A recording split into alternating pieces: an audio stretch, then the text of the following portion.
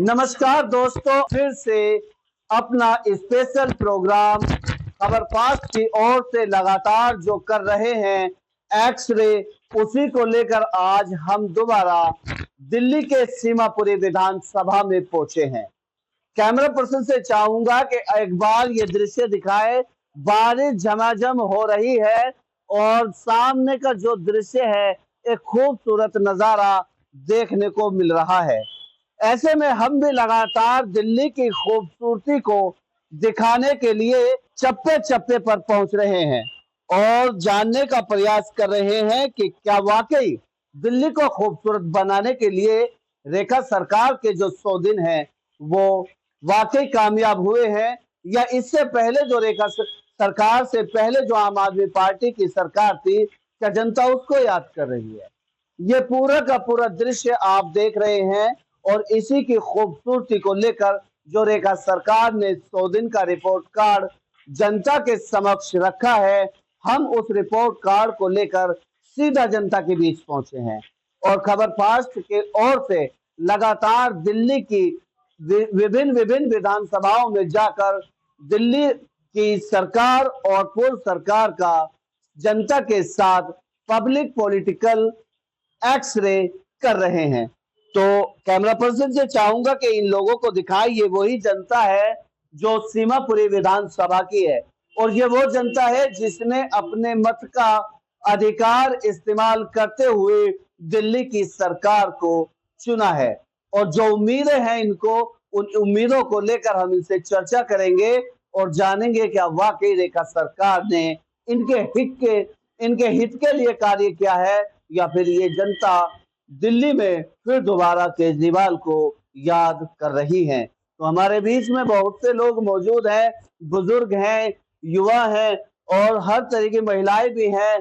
सभी लोग हमारे बीच में मौजूद हैं। तो सबसे पहले सर, मैं आपका नाम जानना चाहूंगा। मेरा नाम एडवोकेट प्रेमचंद है। मैं नंदनगरी क्षेत्र का निवासी हूँ। एडवोकेट साहब, रेखा सरकार का दावा है कि हमने दिल्ली के अंदर विकास की गंगा बहाई।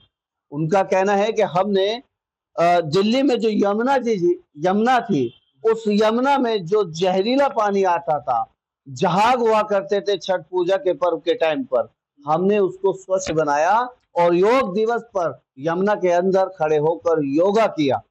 तो क्या लगता है कि वाकई यमुना का सफाई हुई है और यमुना स्वच्छ बनी है या फिर केजरीवाल यमुना को साफ करेंगे? पत्रकार महोदय, जैसे कि आप देख रहे हैं कि यमुना की सफाई के लिए केजरीवाल ने कई बार वादे किए, लेकिन हमेशा वो वादों से मुकर गया और केजरीवाल ने यमुना की सफाई में कोई भी योगदान नहीं दिया।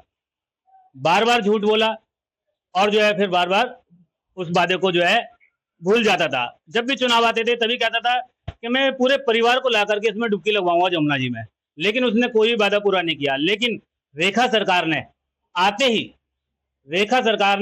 ही सबसे पहला कार्य जो है यमुना की सफाई का किया।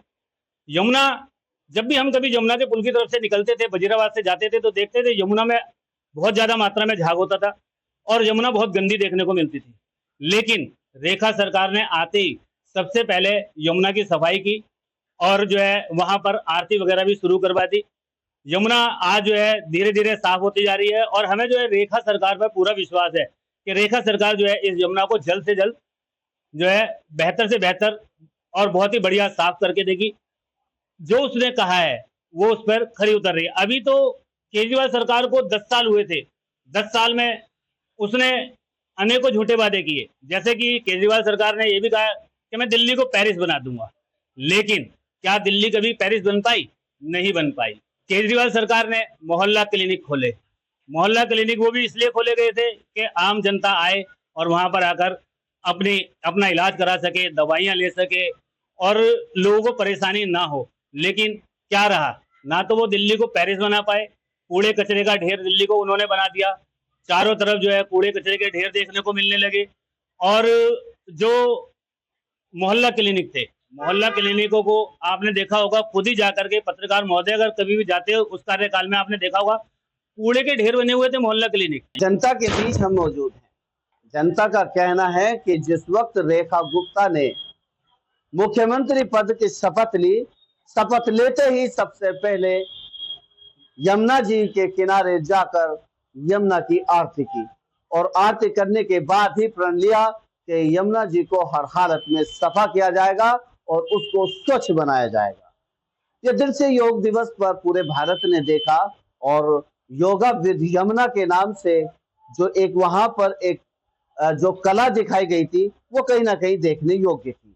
और साथ ही मोहल्ला क्लिनिक की बात यहाँ की जनता उठा रही है कि मोहल्ला क्लिनिक के अंदर जिस तरह से 80% मोहल्ला क्लिनिक ऐसी जगह थे जो सुटेबल ही नहीं थे। हमारे बीच में कुछ युवा मौजूद हैं। सर क्या नाम है आपका? मेरा नाम देव कोहली है और मैं देव नंदगिरी क्षेत्र से हूँ। आप भी नंदगिरी क्षेत्र से। रेखा सरकार अपना विकास कार्य का रिपोर्ट कार्ड दिया है और आम आदमी पार्टी की पूर्व सरकार रही और वर्तमान में रेखा गुप्ता की सरकार है। दोनों का अगर कंपैरिजन करें तो 100 दिन में रेखा सरकार ने कितने काम किए? देखिए, सबसे पहले तो मैं ये बताना चाहूँगा कि मैं बाय प्रोफेशन एक टीचर हूँ, तो मैं थोड़ा सा शिक्षा के विभाग में ही बात करना चाहूँगा कि केजरीवाल जी ने जैसा बताया था कि हमने बहुत सारे नए स्कूल बनाए हैं अपने 10 साल के कार्यकाल में, लेकिन ऐसा कुछ भी नहीं हुआ।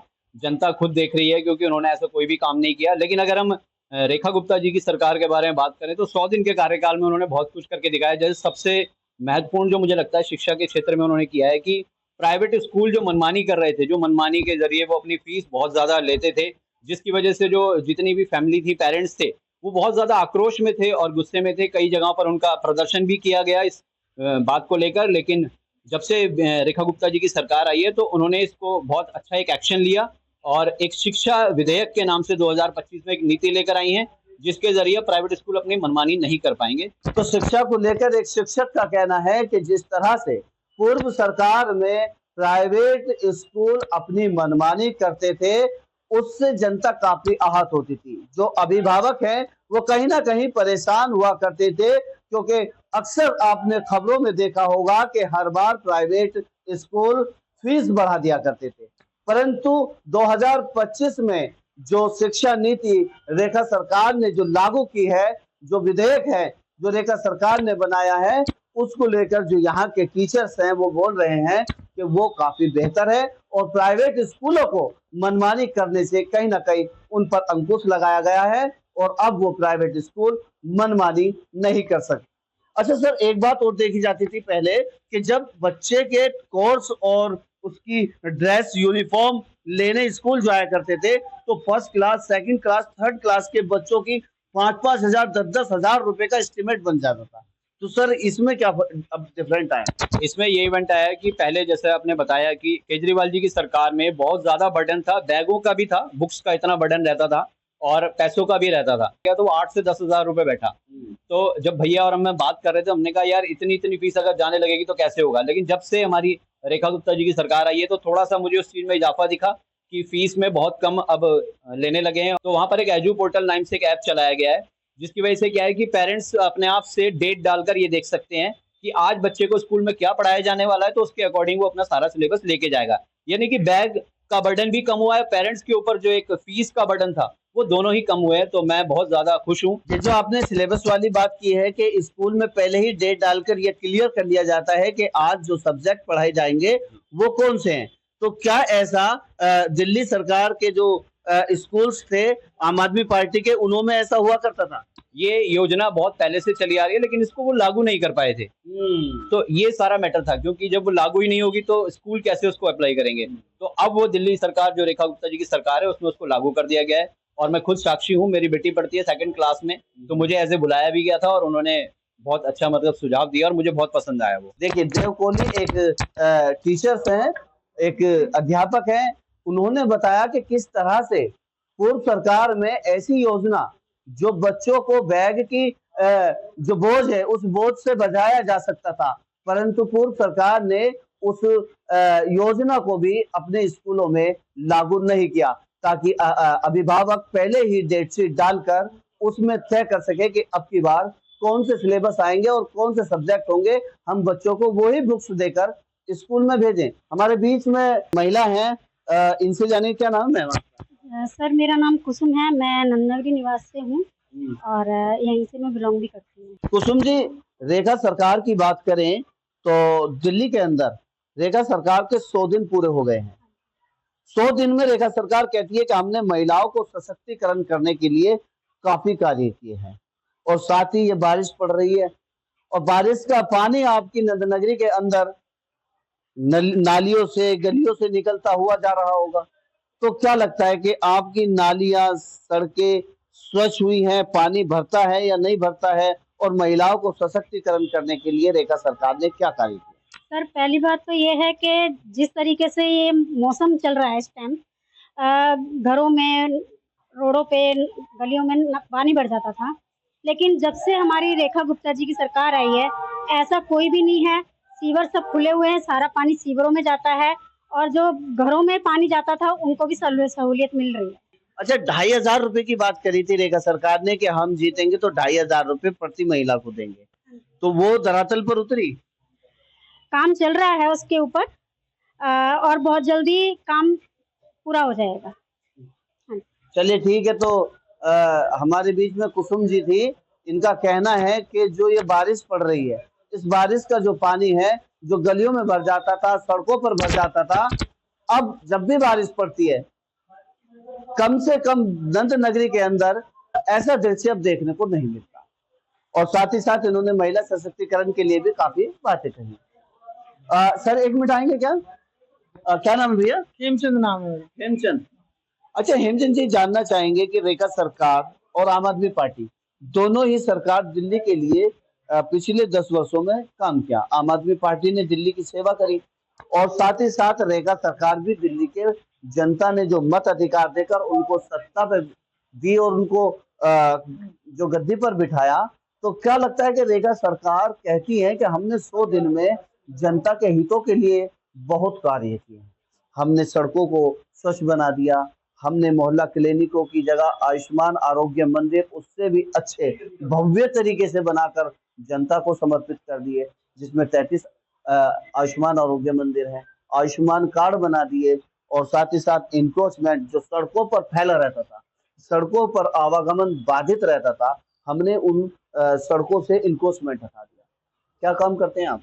टीचर हूँ मैं भी। टीचर से तो टीचर से एक पढ़ा लिखा व्यक्ति होता है, एक बड़ा एक पद होता है, तो इसमें आपको क्या लगा, क्या कुछ हुआ? हाँ बहुत कुछ हुआ है, इस सरकार में बहुत कुछ हुआ है। जैसे कि देवी बस सेवा भी चलाई गई है, 400 बस चलाई गई हैं।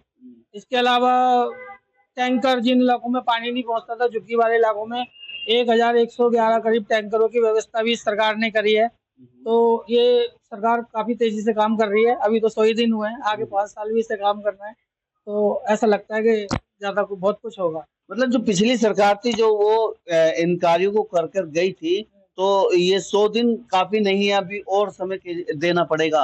हाँ, सरकार को थोड़ा सा और समय देना पड़ेगा।